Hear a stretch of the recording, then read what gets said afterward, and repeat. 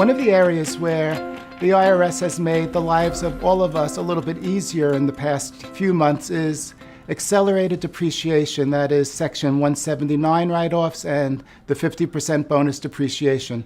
These are concepts that have been around for quite a while, but each year the IRS would let them expire and then Congress in December of the year would extend them. So you really had no way of planning or knowing in advance, and you were playing catch-up. The IRS has now made some of these permanent and some of these extended for a number of years.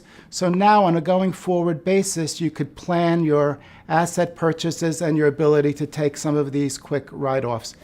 If you wanted to take your bonus depreciation on leasehold improvements in the past, you had to be a tenant. You could not be an owner. And it's not uncommon for physicians to own their own facility, whether directly or through another entity. And therefore, they were not able to take advantage of this very valuable benefit. On a going forward basis, starting with 2016, they could avail themselves of the 50% bonus depreciation for leasehold improvements, even if they are the owner of their own properties. The one thing to keep in mind is that when you take these accelerated methods and you're getting the deduction all in year one, you're getting a very good tax savings in the first year. The downside to this is in the future years, you don't have that tax savings. Typically, these are items which you're financing. You're going to the bank, you're taking a loan.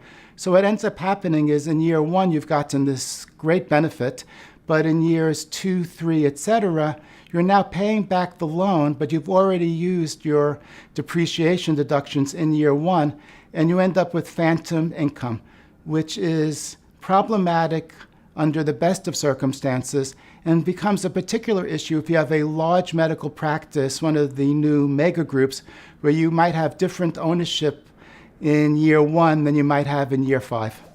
This is an area where it is important to work with your advisors and to model out what the cash flow is going to be, what the tax benefits are going to be, and to be prepared that in the later years when you have the tax bill without having the cash, that you've provided for it in your budgetary process and it's not coming as a surprise to your clients.